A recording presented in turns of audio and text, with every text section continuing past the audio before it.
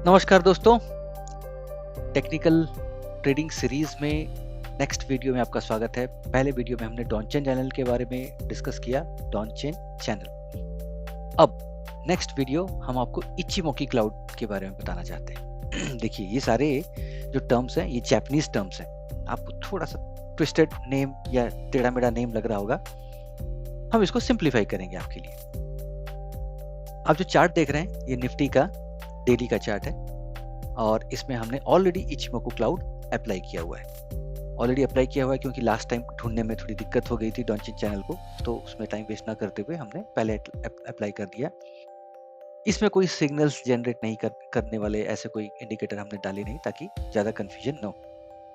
ठीक है, सबसे पहले हम इचिमोकू क्लाउड के बारे में थोड़ा सा जान लेंगे। इचिमोकी क्लाउड बेसिकली आपको जैसे बता दिया कि ये जापानीज टर्म है और मोस्टली जो टेक्निकल इंडिकेटर्स हैं ये जापानीज नहीं बनाया है। आपके नॉर्मल कैंडल से लेके आगे तक के ये सारे टर्म्स जापानीज टर्म्स हैं। अब इसमें आपको बहुत सारे लाइंस का जंजाल दिख रहा होगा, ये है क्या? अब ये सारे एक तरीके से मान लीजिए, अब मैं जापानीज टर्म में बताने जाऊं तो नाम चिक्कू स्पैन, टेनकेन-सेन, किजू-सेन, सेनको बी, सेनको ए। ठीक है, नहीं समझ में आया, टेंशन मत लीजिए। मोटा मोटा ये सारे सिंपल मूविंग एवरेजेस के लाइन है। इसमें से कुछ सिंपल मूविंग एवरेज है और कुछ दो लाइन के बीच के डिफरेंस को बताता है। अब मैं आपको कौन सा लाइन क्या बताता है, अगर मैं उस के डिटेल में जाऊंगा तो आपको वो वैसे समझ में भी नहीं आएगा और आप खो जाएंगे वीडियो में।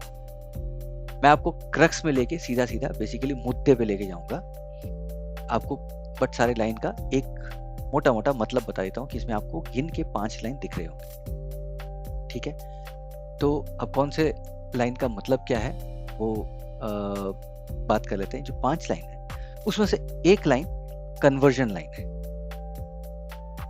ठीक है, अभी जो कन्वर्जन लाइन का मतलब ये है कि वो क्या करता है, आपके शॉर्टर टाइम स्पैन को दिखाता है।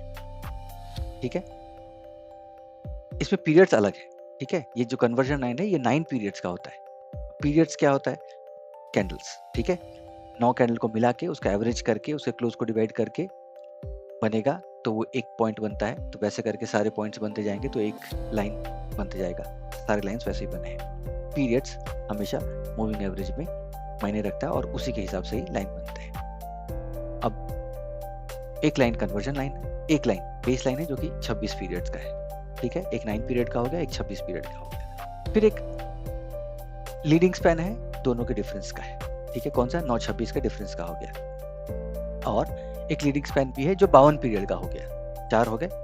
और एक लैगिंग स्पैन है। लैगिंग स्पैन क्या करता है? आपकी 26 पीरियड का फिर से, लेकिन वो डिफरेंस नहीं है, वो नॉर्मल 26 पीरियड ऐसे में है। ठीक है, समझ में आया? आपको नहीं समझ में आया होगा तो आप मेरे वीडियो को रिवाइंड करके देख लीजिएगा, फिर से समझिएगा।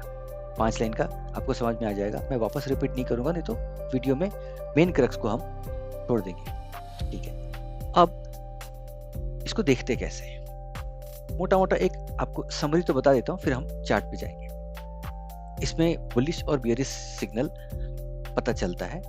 ये ट्रेंड इंडिकेटर है। डॉनचेन चैनल जो हमने बताया था इससे पहले वाले वीडियो में, वो भी एक ट्रेंड इंडिकेटर था, ये भी एक ट्रेंड इंडिकेटर है। ठीक है, अब जनरली इसमें बहुत सारे क्रॉसओवर्स आपको देखने मिलेंगे। अब आप कहेंगे इतने जंजाल में क्यों पड़े, हम डॉनचेन चैनल नहीं यूज कर ले। देखिए, एक चीज जानिए, एक इंडिकेटर सारे एसेट्स पे या सारे स्टॉक्स पे फिट नहीं बैठता है, इसलिए इतने सारे इंडिकेटर्स बने, नहीं तो इतने सारे रिसर्च करने की जरूरत क्या थी। तो अगर डॉनचेन चैनल किसी एक पे काम आएगा तो जरूर नहीं है कि डॉनचेन चैनल जितने आपके 2,500-3,000 हजार स्टॉक्स हैं निफ्टी में सारे पे काम आ जाए, वैसा नहीं होता है।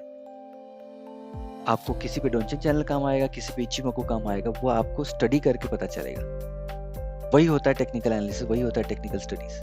ठीक है, चलिए अब आपको बियरिश और बुलिश सिग्नल इसमें मिलते हैं। इतना जंजाल इसलिए किया हुआ है ताकि इसमें ये पता चल सके कि मार्केट एक्चुअली ट्रेंड किधर कर रहा है, मार्केट एक्चुअली ट्रेंड किस तरफ कर रहा है, कहाँ जाने की कोशिश कर रहा है, ट्रेंडिंग है, बुलिश है, बियरिश है, क्या है। चलिए थोड़ा सा डीप में जाते हैं। अब ये डेली सिग्नल से हम क्या करेंगे, 5 मिनट के सिग्नल पे चले जाएंगे। ठीक है, अभी 5 मिनट के सिग्नल में ये जो जब भी ये क्लाउड के नीचे, जब ये सारे लाइन के नीचे भाग जाएगा, तब इसका बियरिश हो जाएगा। तब ये जो ट्रेंड है इसका, ये बियरिश हो जाएगा। मैक्सिमम लाइन के नीचे जो ये इसका क्लाउड है, जो डिफरेंस होता है ना, वो डिफरेंस हमेशा क्लाउड के टर्म्स में पता चलता है। अब जब ये इस क्लाउड के नीचे चला गया तो ये बेरिश हो गया। हालांकि एक झटका था, आपको ये 5 मिनट के चैनल में बल्कि इसे ना दिखा के हम एक नॉर्मल ट्रेंडिंग सिग्नल की ओर आपको लेके जाते हैं, ताकि आपको क्लियरली समझ में आए कि मार्केट को वैसे कैसे जज करते हैं। मार्केट को थोड़ा सा छोटा करूंगा ताकि आपको समझ में आ जाए, नहीं तो फिर आप कंफ्यूज हो जाएंगे। तो जैसे ये चल रहा था, इसने अपने सारे एसएमएस को, कुछ इसमें एसएमए है, कुछ डिफरेंस है दोनों के। डिफरेंस इसलिए ताकि मार्केट का मोमेंटम पता चल सके। ठीक है, अब ये अपने डिफरेंस को काफी बुलिश हुआ, लेकिन ये जो पॉइंट था ये उस पॉइंट के ऊपर जा नहीं पाया। ठीक है, एक्चुअली इचिमोकी क्लाउड के ऊपर जा नहीं पाया, मतलब यहाँ पे ये रेजिस्टेंस देने वाला है। इसी को अगर आप बॉलिंजर बैंड लगा के या डोनचिन चैनल ड्रॉ करके भी देखेंगे तो भी ये डोनचिन चैनल का अपर बैंड ही होगा। ठीक है, लेकिन आप सोचेंगे कि ठीक है फिर हम डोनचिन चैनल यूज कर लेंगे। मैंने आपको वापस से बताता हूँ कि आपका लक्ष्य क्या है, आपका टारगेट क्या है। आपका टारगेट है कि मैक्सिमम सिग्नल्स जनरेट करना। आप अगर एल्गो ट्रेडिंग की ओर जा रहे हैं, अगर आप टेक्निकल ट्रेडिंग की ओर जा रहे हैं, तो आप हाई फ्रीक्वेंसी या फिर ज्यादा फ्रीक्वेंट ट्रेड्स लेंगे और ज्यादा सक्सेसफुल ट्रेड्स लेंगे। उसके लिए आपको एग्जैक्ट सिग्नल्स मिलने चाहिए। इसलिए आपको एग्जैक्ट इंडिकेटर पकड़ना उस स्टॉक के लिए बहुत ज्यादा जरूरी है। ठीक है, तो समझने के लिए ये है कि जब ये इतना रैली भागा, ये उसके ऊपर भी भाग सकता था, नो वन नोस, क्योंकि आप इस पॉइंट पे खड़े हैं। तब उस समय पे अगर ये रेजिस्टेंस दिखाने लग जाएगा तो जनरली इसके जो मूविंग एवरेज, ये जो डिफरेंस मूविंग एवरेज है, ये भी नीचे आएंगे और साथ में स्टॉक प्राइस भी, ये वैसे इंडेक्स है, ये इंडेक्स की प्राइसेस भी नीचे आने लगेंगे। ये दिखाएगा आपके बियरिश रिवर्शन। ठीक है, ये पॉइंट है कैच करना, ऐसे पॉइंट्स को कैच करना है, ऐसे पॉइंट्स को कैच करना है। सिमिलर तरीके से अब ये नीचे जाते गया, यहाँ से रिवर्स लिया, ऊपर गया, यहाँ पे आपको एक बहुत अच्छा ड्रैगन फ्लाई डोजी टाइप का या फिर इन्वर्टेड हैमर टाइप का दिख रहा है। वैसे इन्वर्टेड हैमर है नहीं। ठीक है, थोड़ा सा इसको बड़ा करता हूँ ताकि आपको समझ में आए। ठीक है, यहाँ पे दिख रहा है। अब चूंकि इसका मोमेंटम उतना नहीं था, यहाँ पे इसने एक फॉल सिग्नल या फिर एक ड्रॉ डाउन देने की कोशिश की और इसके बाद ये कवर किया ऊपर। लेकिन ये जो बुलिश रैली 3 कैंडल की थी, ये सस्टेन नहीं कर पाया।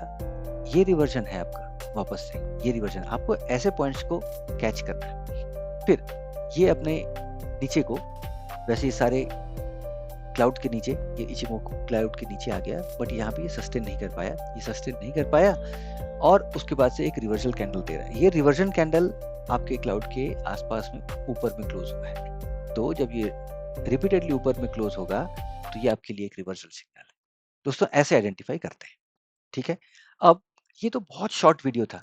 एक्चुअली जो टेक्निकल इंडिकेटर की पढ़ाई होती है ना, वो बहुत डीप लेवल में जाते हैं। इसमें आधा घंटा घंटों बैठना पड़ता है, समझना पड़ता है, बहुत ड्यूरेशंस के कैंडल्स को देखने पड़ते हैं, मल्टीपल टाइम फ्रेम में एनालिसिस करना पड़ता है, तब जाके एक समझ में आएगा कि हाँ भाई ये मेरे लिए ठीक है, मुझे समझ में आ रहा है और ये इस स्टॉक के लिए ठीक है। दोस्तों ऐसे होती है टेक्निकल एनालिसिस और टेक्निकल पढ़ाई। ठीक है, अगर आपको इसके बारे में डिटेल जानना है तो आप हमें कमेंट करके बताइए, हम इसका एक डिटेल वीडियो और बनाएंगे। वो बड़ा वीडियो होगा, तब जाके आपको थोड़ा डिटेल में समझ में